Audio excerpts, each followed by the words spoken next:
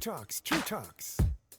What's hidden out of sight, I bring into the light, right down to the bone where the truth stands alone.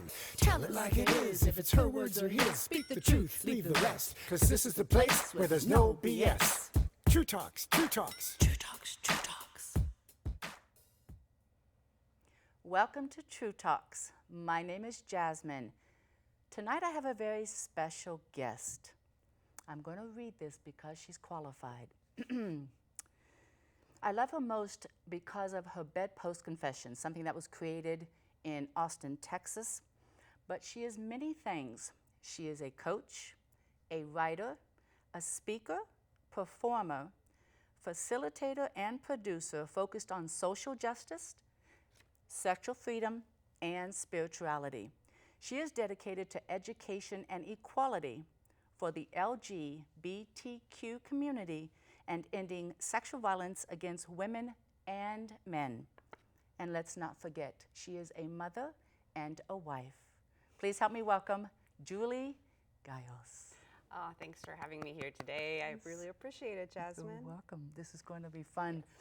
I wanted to start out with, because as I was looking through your bio, your website, you started with Bedpost Confessions, is that Right. correct?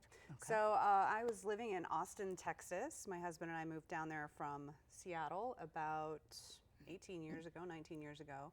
And I got involved with the theater and improv community in Austin, which led to producing a women's comedy festival. And then that led into doing some amazing work with a group of women on Bedpost Confessions, which is a live storytelling show. 4 performers will come together and tell a story about gender or sexuality or relationships, usually a true story of some kind, sometimes fiction every now and then. And that became a really popular long-running show in Austin. So when I moved back here to the Northwest, I decided we should do the show in Ashland as well, and we've done it 3 times now. Have you? I was going to ask you that. Yeah. I didn't get invited. Are we friends on Facebook? That we need to be friends on Facebook so you can get all the invites. Yes, absolutely. I didn't know. That's what I was wondering. Okay. Yes. Now, when you did these stage performances, is that what you call? Okay. Did you ever share stories of your own? Oh, I did, yes. Okay. Okay, because I did see actors and different people that played different parts. Okay. Right. So in Austin, at least, we drew from the artistic community and the local scene, writers or performers, sometimes musicians. We even had a magician who did some fun, sexy magic. And the thing is, everyone has a story about their body or about being confused around how to date and mate in this world, or something really mortifying that happened, which can be funny when you look back on it. And you don't have to be a performer to be able to tell a story on stage. We really enjoyed working with new writers and coaching them and then helping them get up on stage and sort of bare their soul, so to speak. When I was reading your bio, you also said that is your power, to be on stage. I've always enjoyed being on stage.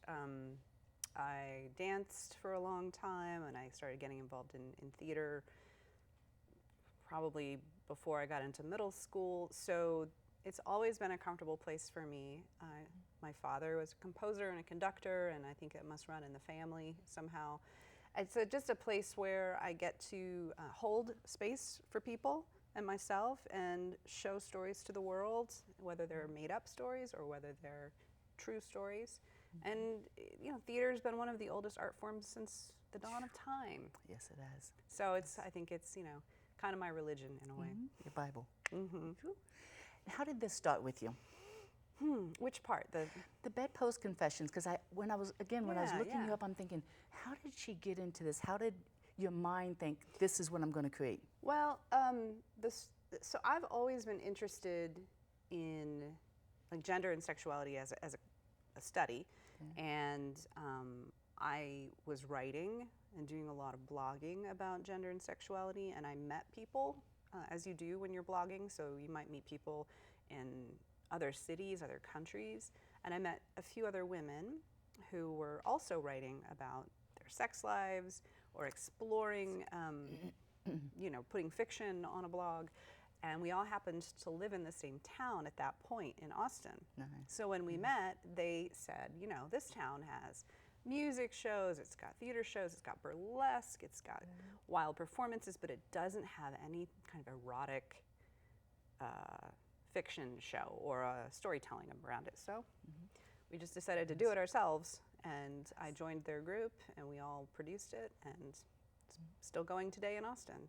Wonderful. When you first did the first stage, first performance, Oh, what was God. what was the public's reaction? Can you remember? Yeah, I can. Okay. I can. So we were working in this small bar called it's at the Spider House Coffee House in Austin, and they had a fun little bar which could probably get about 200 or 300 people in it, and then it could be divided off just to have about 50 people, right? And the bar manager was like, well, this is a new show. This isn't gonna, it's not gonna have a lot of people show up to it. So we're just gonna put you in this small space.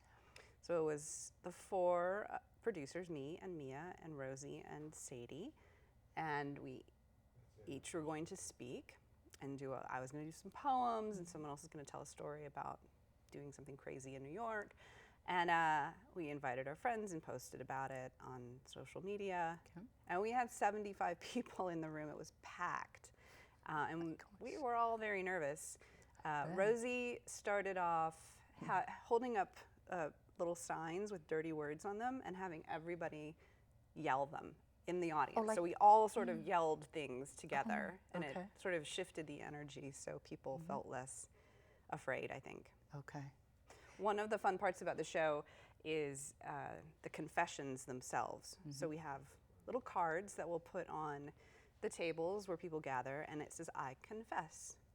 And you can write That's how that whatever, so you can write whatever you want to say.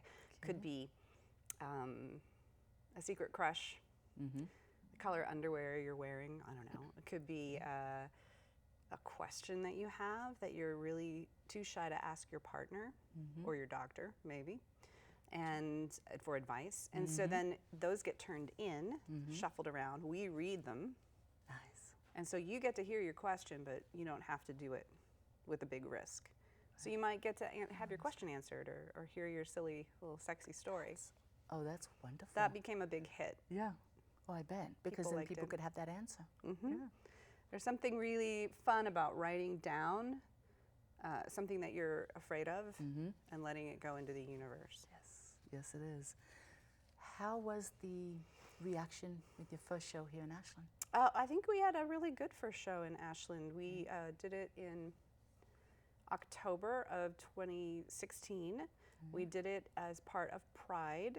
It was the week of festivities for the Pride community, LGBTQ community. We did it over at Hearsay and had 4 really great stories from local people. And I think we had about 75, 80 people in the room. Awesome. It was really lovely. So it made me feel good to see the stories happen here.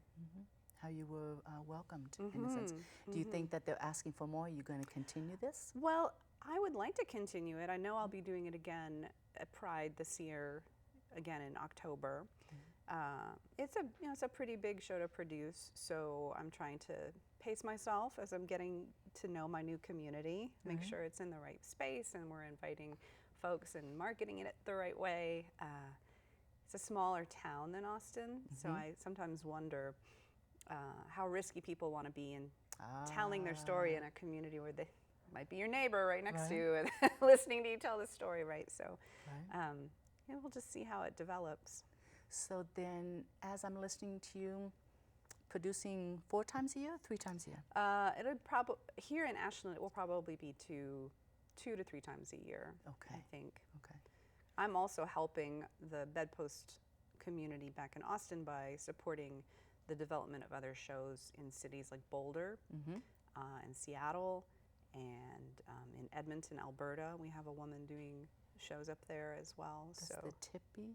the TP Confessions. TP. She's I saw that. she's a Dakota Indian, Native American, and she lived in Austin and worked with us in Austin, and then moved to Edmonton and wanted to create an indigenous storytelling series focused around sexuality. So she's working with us using the model, but adapting it for her own purposes, sort of decolonializing sexuality and really showing from a Native, Indigenous perspective how these stories can be told.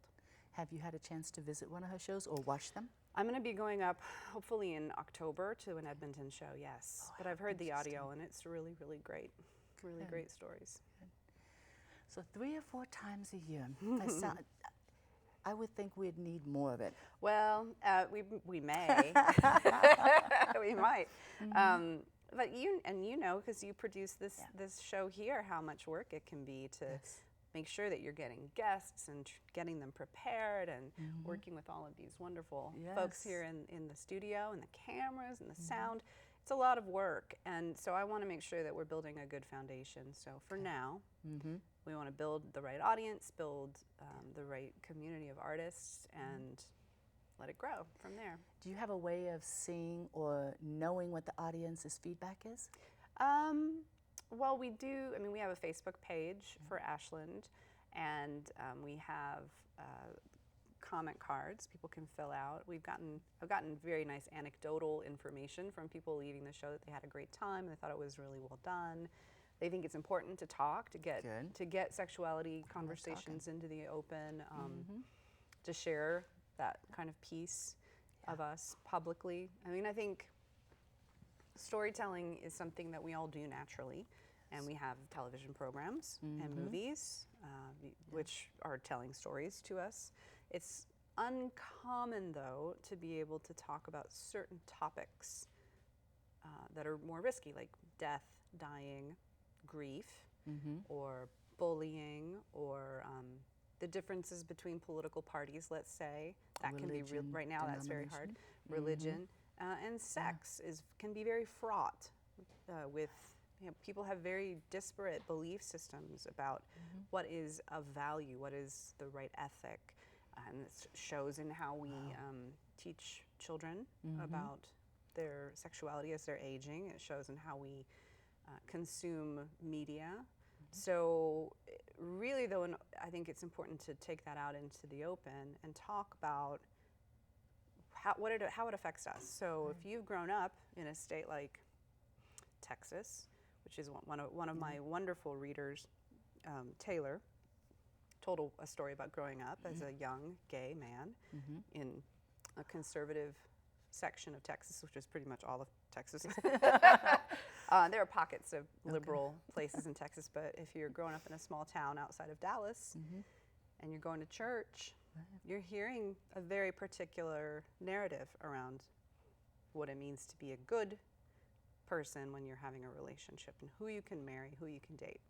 So when you're growing up and having feelings towards the wrong gender, Or the same gender, right? Then what do you do with that, right? And it was a really beautiful and painful and poignant story that he told about falling in love, and how risky, even into himself, admitting it to himself, was the hardest now it's barrier. out. Right, right. Yes. So,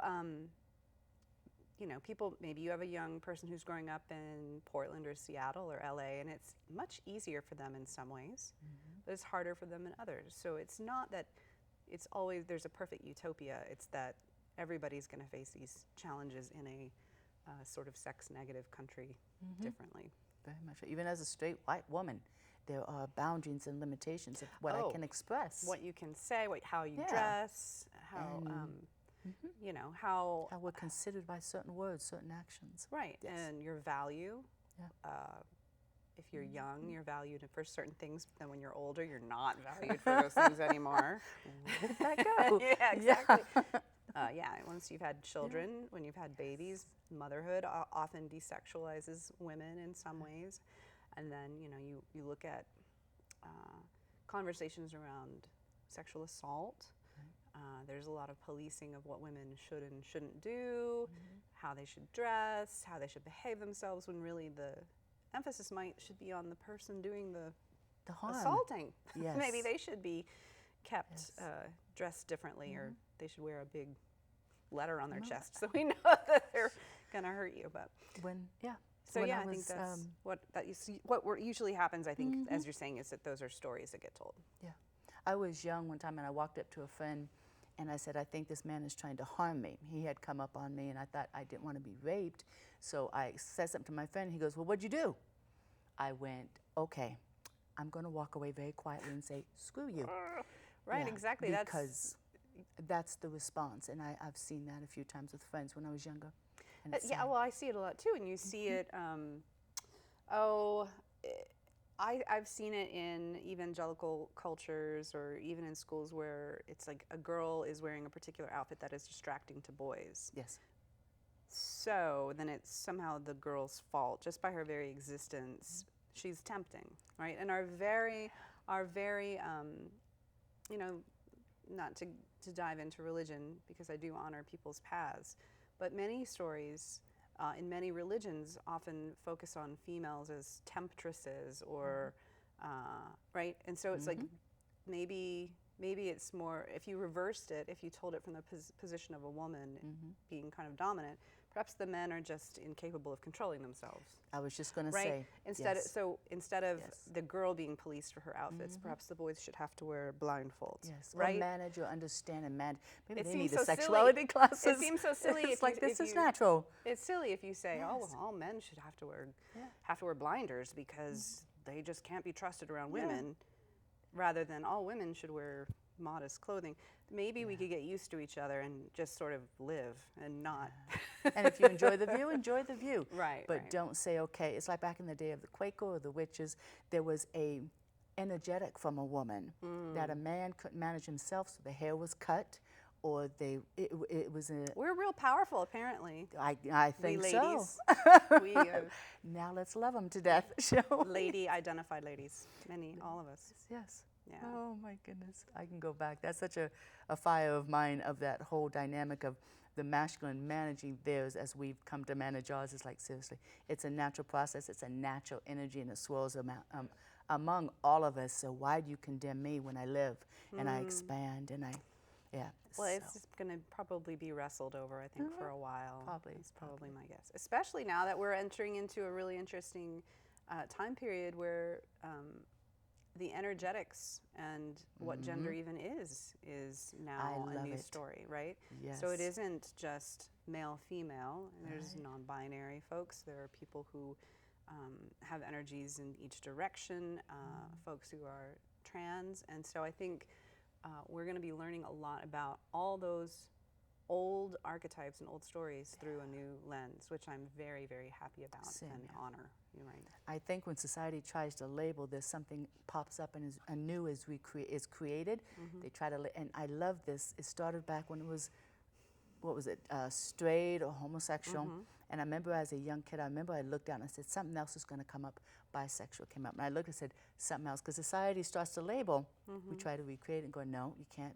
It's not to be boxed. It's to be just experienced. I like to ask questions and understand their journey and what are they feeling. And Sure, and I think you know, there was a time when gay and wasn't really even it wasn't defined. So the whole construct of what a homosexuality is, not that it hasn't always happened. People have had sex with many different combinations of genders forever. How it's constructed or how it's labeled is a relatively new thing in our particular culture, and so. So we have then categorized one as superior to the other, which is not fair. No. Or right, really.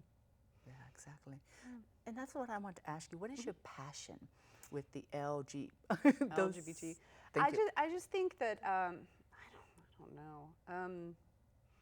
It's an interesting question. I remember being a young girl in the 70s.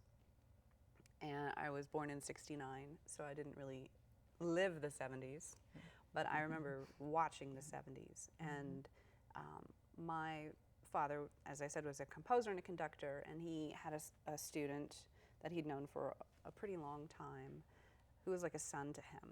And he came out to my father and mother in that time period and had a partner. Who he is still with to this day. Wow.